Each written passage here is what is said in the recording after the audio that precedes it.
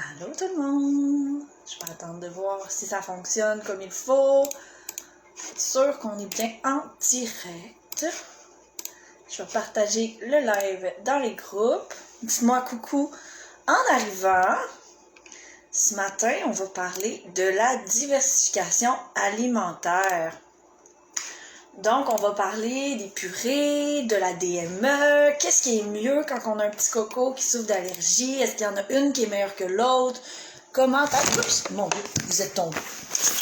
On va s'arrêter ailleurs d'abord. Voilà. Donc, mon Dieu, mon téléphone ne veut pas coopérer ce matin. Pardonnez-le. On va l'avoir. Donc, on va aller voir aussi, c'est quoi la distinction entre les purées, la DME. Je sais que ça inquiète beaucoup de mamans, mais dans le fond, c'est pas si compliqué que ça. C'est juste que si on choisit, par exemple, la DME, ben on pourra clairement pas utiliser la technique de la traditionnelle parce qu'il va falloir faire des petites modifications à la chose, parce qu'on s'entend que on va démystifier aussi ça, là, les termes et tout. Normalement, la DME, c'est-à-dire la diversification menée par l'enfant, ben on fait ça un peu n'importe comment. On suggère des aliments à l'enfant sans nécessairement introduire un âge. Donc, ça fonctionne, on est là, le live est partagé. Dites-moi coucou en arrivant, ça va vraiment me faire plaisir de vous dire un beau bonjour en ce mardi ensoleillé. Il annonce la pluie demain, fait qu'on va en profiter aujourd'hui, profiter du soleil. Donc, DME versus la méthode dite traditionnelle, c'est-à-dire les purées. C'est les deux techniques qu'on utilise pour l'introduction des aliments, puis vous avez beaucoup de questionnements par rapport à est-ce que c'est bien de faire la DME, est-ce que je suis mieux de prendre des purées, c'est normal, là. C'est tout à fait légitime de vous poser ce genre de questions-là. Officiellement, ni la DME, ni les purées est mieux qu'une autre. OK? Officiellement. Parce que ce sont tout simplement deux méthodes d'introduction des aliments complémentaires différentes. Puis, pour un enfant, la DME peut fonctionner super bien, tandis que les purées ne fonctionnent pas. C'est très individualisé à l'enfant et aux parents aussi. Parce que c'est pas tous les parents qui sont capables de dealer avec la diversification menée par l'enfant. Les parents qui sont très apeurés au niveau de l'étouffement, par exemple, vont avoir beaucoup plus de stress quand on utilise la technique de DME, qui est l'introduction des morceaux directement en partant. Donc, on saute l'étape des purées et on offre à l'enfant des aliments sous le format où, il y a des stades à respecter dans la DME, c'est vraiment super important. Si vous décidez d'aller dans cette optique-là, je vous recommande vraiment d'aller suivre une formation spécifique à la DME. Ça va vous aider à comprendre les différentes étapes qui mènent à la diversification complète de l'enfant. Par contre, on va faire une distinction. C'est vraiment super important. Oui, la DME peut être utilisée avec des enfants qui souffrent d'allergie. Par contre, vous allez quand même devoir suggérer un aliment à la fois pendant plusieurs jours d'affilée. Donc, le principe de base de la DME, c'est de suggérer des aliments à l'enfant et que ça soit lui qui choisisse quels sont les aliments qu'il va introduire dans son système ou non. Donc, le principe de base de la DME, c'est ça. On ne peut pas respecter ce principe-là avec un enfant qui souffre d'allergie. Il faut vraiment offrir le même aliment à plusieurs reprises pendant plusieurs jours d'affilée pour s'assurer que l'enfant n'a pas de réaction à ce dit aliment-là. Juste pour faire un petit aperçu, l'article complet va être publié demain. Où ce que c'est vraiment tout détaillé là, au niveau de la DME. Mais il faut savoir que jusqu'à tout dernièrement, en 2002, c'est là que la diversification alimentaire a été repoussée à 6 mois. Avant 2002, on introduisait les aliments dès 4 mois. C'est à ce moment-là, quand on a repoussé l'âge de l'introduction des aliments à 6 mois, qu'on a vu apparaître la DME, c'est-à-dire la diversification menée par l'enfant. C'est pas parce qu'on a un enfant qui a des allergies qu'on peut pas faire la DME. C'est vraiment super important de le comprendre. Il faut juste respecter le fait que notre enfant a un terrain allergique. Il y a déjà des intolérances, il y a déjà des allergies, il se passe quelque chose. Donc, on doit s'assurer que l'aliment passe bien avant de passer au prochain. Ce qui est beaucoup plus difficile avec la DME parce que, comme c'est des morceaux, l'enfant a tendance à en lancer un peu partout, à en cacher sous la chaise haute. Donc, ça devient excessivement difficile de calibrer la quantité que l'enfant a consommée.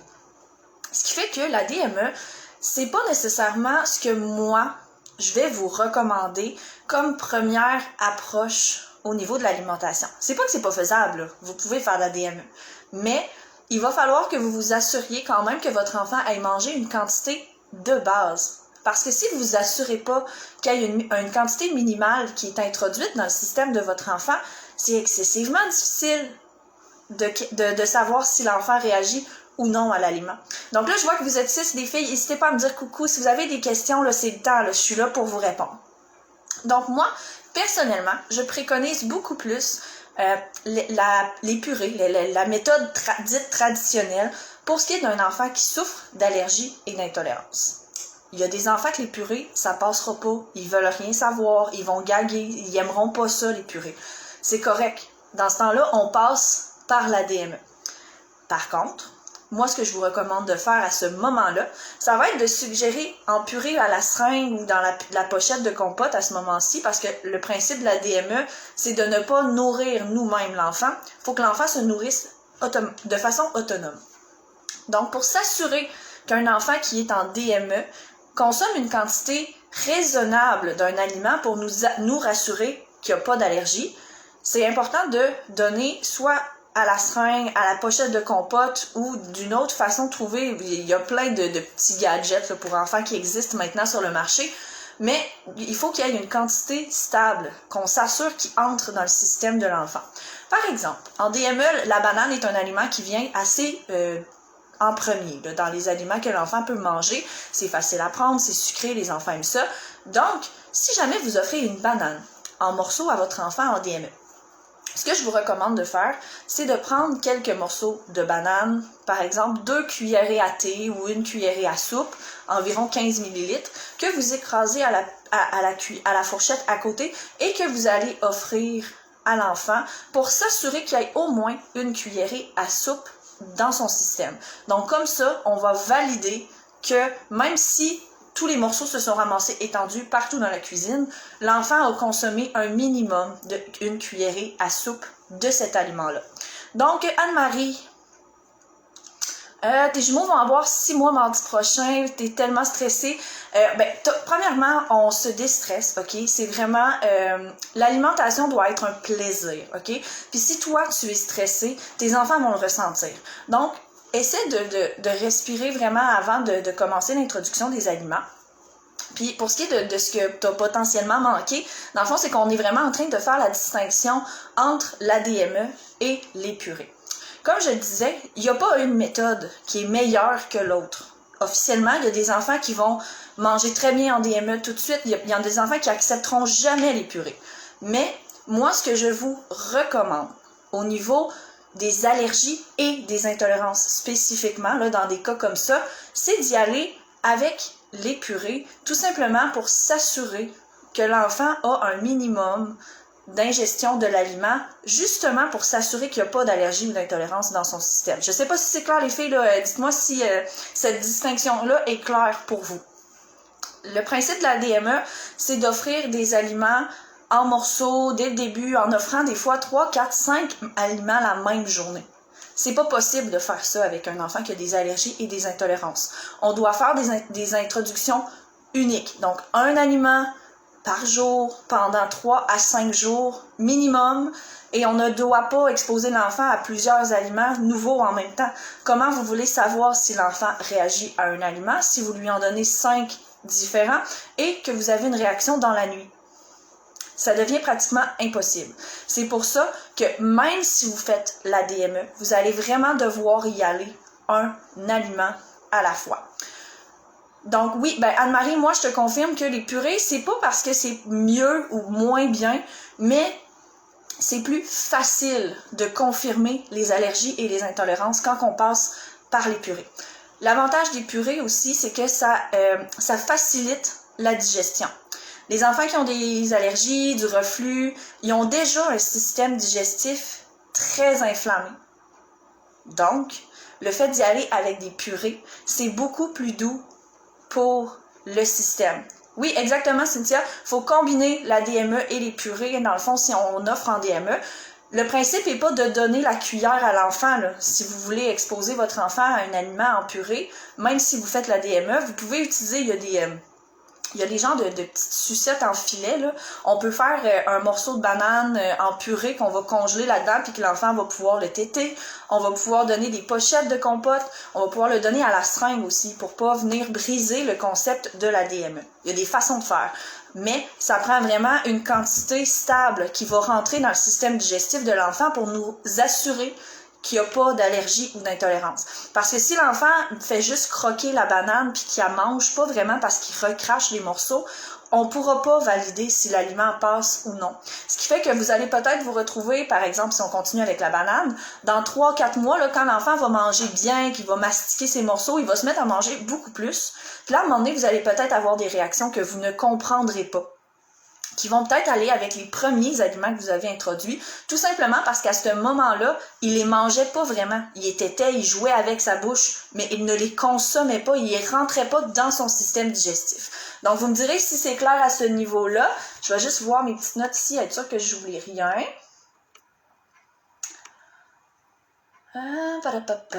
Donc, c'est ça. Officiellement, là, il n'y a pas d'approches qui sont mieux entre la DME et les purées.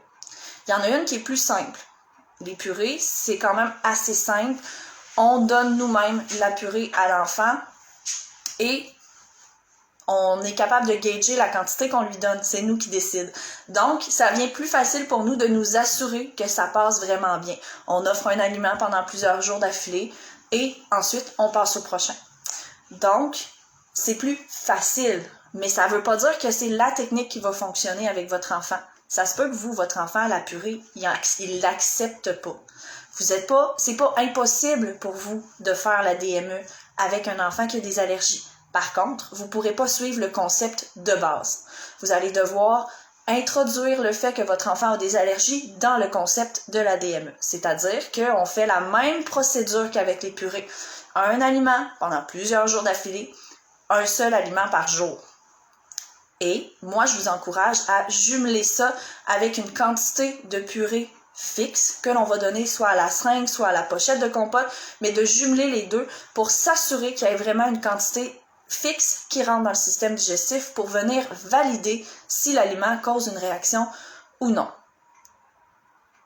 Dans le fond, est-ce que Anne-Marie, je sais que les médecins poussent beaucoup pour le faire, mais c'est pas vrai là, que c'est juste les céréales de bébé qui en contiennent. Ça va être le sujet, je pense que c'est dans 2 ou 3 semaines, on va vraiment pousser le sujet au niveau du fer.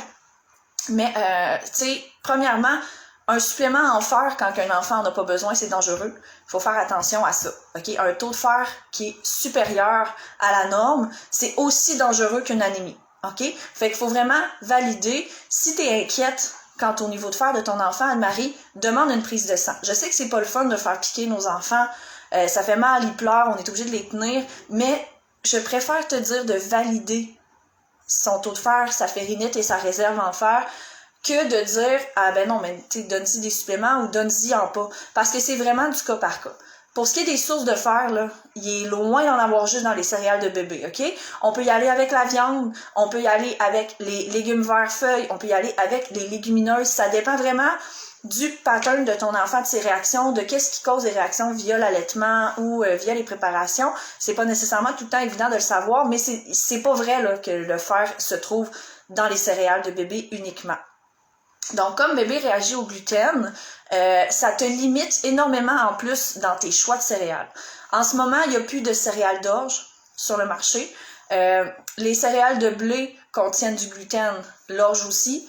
Il y a les céréales de riz qui sont hyper riches en arsenic. Il y a énormément de médecins qui mettent des avis là-dessus de ne pas donner seulement que des céréales de bébé de riz à nos enfants parce que justement ça peut causer des intoxications aux métaux lourds. T'as raison Cynthia, le fer qui est dans les céréales de bébé, c'est pas le fer qui est le mieux absorbé. le fer qui va se retrouver dans les viandes est réellement le fer que notre corps absorbe le mieux. Donc, si jamais tu es inquiète à ce niveau-là puis que toi, tu décides de ne pas opter pour les céréales de bébé, tu peux tout simplement t'orienter vers les viandes plus tôt dans ton introduction des aliments. Nous, ce qu'on faisait, c'était un fruit, un légume, une viande comme première introduction. Tu peux aussi aller regarder, je pense que je vais essayer de vous le mettre en commentaire, je ne sais pas si je peux le faire maintenant. Je vais regarder, voir, mais on peut mettre aussi, je peux pas le faire pendant le live, donc je vais aller le mettre après, mais moi, de la façon que je procède, j'ai construit un petit template là, avec une de mes amies qui est en études pour devenir nutritionniste actuellement. On a fait les étapes 1, 2, 3 et 4. L'étape 1, c'est un légume racine sucré qui va aider à faire passer le reste des aliments parce qu'on s'entend que le lait maternel, c'est très, très, très sucré. Donc, le palais des enfants est habitué à un goût sucré. Ce qui fait qu'on commence généralement avec des légumes racines comme la carotte, la patate douce, la courge musquée qui passent généralement bien. C'est pas vrai que ça passe pour tout le monde. C'est pas vrai. Je le sais qu'il y a des enfants qui réagissent à ces aliments-là. C'est normal. Tout peut causer une réaction dans la vie. Il y en a qui sont allergiques à l'eau, au soleil ou au sel. OK? On s'entend-tu? C'est des composantes de notre corps, de la nature, puis il y a des gens qui sont allergiques à ça. Donc, on peut être allergique à absolument n'importe quoi. Les légumes racines, c'est des légumes qui sont sucrés, donc vont aider à faire passer les aliments du step 2. Le step 2, on parle des légumes vert feuilles comme le kale ou les épinards, qui sont d'excellentes sources de fer. C'est du fer qui est végétal. Par exemple, le fer végétal est beaucoup moins bien absorbé que le fer qui provient des viandes. Donc, pour maximiser l'apport en fer, qu'est-ce qu'on fait à l'étape 3? C'est qu'on introduit un fruit ou un légume riche en vitamine C qui va maximiser l'absorption du taux de fer végétal. Dans ce temps-là, on peut y aller, là, on y va généralement avec des fruits dans les premières étapes, donc les fraises, la mangue, les framboises ou même le cantaloupe.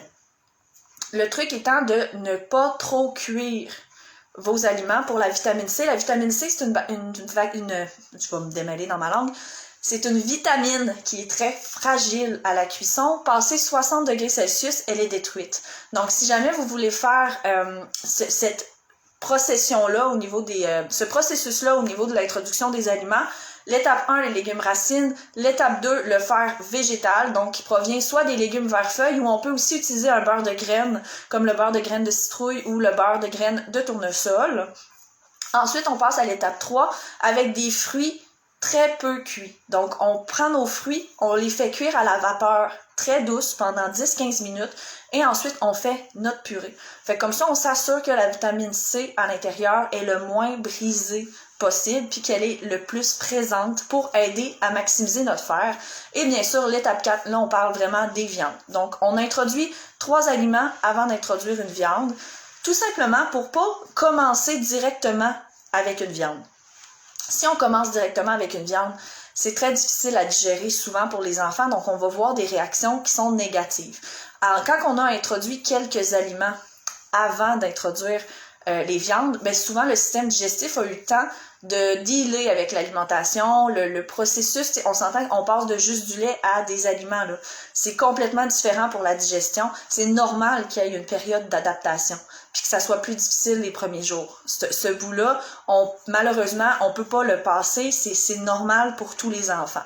Donc, si on commence directement avec une viande, c'est très agressif pour le système digestif qui n'a jamais eu autre chose que du lait. Mais si on introduit, par exemple, la patate douce, les épinards, les fraises, et ensuite on introduit notre viande, le système digestif va déjà avoir eu quelques aliments différents qui vont être passés dans le système. Donc, ça va être moins agressif que de commencer directement avec du poulet, par exemple. Pour ce qui est des viandes riches en fer, je vous recommande vraiment d'y aller avec des viandes rouges. Donc, si vous avez accès à de l'orignal, du cerf, du wapiti, c'est ça qui est l'idéal. Sinon, on peut facilement trouver du cheval à l'épicerie. Je sais qu'il y a beaucoup de monde qui ont de la misère avec le concept de manger du cheval. Je vous comprends un peu, mais même si vous le mangez pas, pour votre enfant, c'est vraiment une des viandes qui est la plus facile à trouver et qui contient énormément de fer. On a 4 fois plus de fer dans le cheval que dans le porc. Donc, puis c'est 6 fois plus que dans le poulet, je pense. Donc, pour quelqu'un qui n'offre pas de céréales de bébé, l'option du cheval est vraiment la meilleure option au niveau des protéines. Si vous n'avez pas accès aux viandes sauvages comme le cerf, le wapiti, etc., etc., etc. Donc, est-ce que ça répondait à vos questions? Je vois que vous êtes 8, puis je veux vraiment prendre le temps de démystifier tout ça. Je sais que c'est bien des questions, que c'est bien mêlant, parce qu'en plus, on a des informations souvent contradictoires des professionnels de notre dossier, puis c'est correct. Je pense qu'ils ont toutes leur opinion. C'est beaucoup une question d'opinion quand on parle de DME versus purée. Puis comme je vous dis, moi, je crois pas personnellement qu'il y ait une technique qui soit meilleure qu'une autre. Parce que faut écouter notre enfant, faut s'écouter nous aussi, parce que, tu sais, comme je le disais au début, quelqu'un qui est vraiment stressé avec l'étouffement, le réflexe gag et tout, ça se peut que la DME soit pas la meilleure option pour vous. Parce que si vous êtes stressé puis que vous vous sentez pas bien dans votre méthode d'introduction des aliments, votre enfant va le ressentir. C'est des éponges, ces petites bêtes-là. Donc, c'est pour ça que je vous recommande vraiment de choisir ce avec quoi vous êtes confortable comme première option. Ça se peut que bébé n'accepte pas l'option que vous aviez choisie. C'est des enfants, ils sont pas là pour faire ce qu'on veut, ils sont là pour nous mettre au défi un petit peu. Donc, si jamais votre enfant choisit que lui, les purées, il veut rien savoir, c'est possible de faire la DME. C'est juste super important de maintenir un aliment pendant 3 à 5 jours et de pas y aller comme go for it, on donne n'importe quoi, n'importe comment, sans faire attention à l'accumulation. Pour faire des purées de viande, je vais être franche avec toi, c'est dégueulasse un peu maison. Mais souvent, on va parler de la faire bouillir ou de la faire frémir avec un petit peu de liquide, puis après ça, on la passe au mélangeur.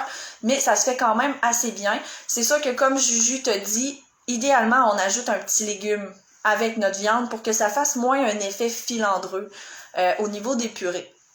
Mais si jamais tu as des questions par rapport à ça, là, n'hésite pas à m'écrire, ça va me faire plaisir. Puis oui, c'est ça, Anne-Marie, il y a vraiment des enfants qui veulent rien savoir des purées, là. On peut pas se battre contre ça non plus, puis c'est correct, là. Il faut accepter d'écouter notre enfant, c'est lui qui mange de toute façon. Donc, écoutez vos enfants, mais si jamais ça fonctionne pas, stressez-vous pas. Vous pouvez faire autant une technique que l'autre. Le seul point qui est primordial, c'est que si vous faites de la DME, vous devez absolument respecter le principe que votre enfant, malheureusement, a un terrain allergique. Donc, pour vous rassurer, puis pour valider que l'aliment passe bien, vous devez l'exposer au même aliment pendant plusieurs jours d'affilée et vous assurer qu'il y ait une quantité minimum qui soit ingérée par l'enfant afin que vous soyez réellement sûr que cet aliment-là passe bien. Donc, j'espère que ça va avoir répondu à vos questions. Si jamais vous avez d'autres questions, vous écoutez en rediffusion, n'hésitez pas à mettre un petit hashtag replay. Je vais venir vous répondre au courant de la journée. Puis, aussitôt que je ferme le live, je vous ajoute l'infographie pour l'ordre d'introduction des aliments que j'ai fait avec mon ami. Ça va vraiment vous guider au niveau des minéraux si jamais vous décidez de sauter l'étape des céréales de bébé, parce que je sais que c'est ce qui est préconisé beaucoup en médecine traditionnelle pour le faire chez les enfants, mais c'est pas vrai que c'est la seule solution. Il y a beaucoup d'enfants qui ne tolèrent pas du tout les céréales de bébé, donc n'hésitez pas, si jamais vous vous rendez compte que c'est le cas, ben allez voir la petite fiche, ça va vous aider à introduire du fer de façon naturelle dans le système de votre enfant sans avoir à passer par l'étape des céréales de bébé. Fait que sur ça, je vous souhaite à toutes une excellente semaine, puis on se revoit la semaine prochaine pour le live où ce qu'on va vraiment parler là de l'ordre d'introduction des aliments. On en a parlé quand même un petit peu aujourd'hui, mais on va approfondir le tout la semaine prochaine. Bye bye les filles!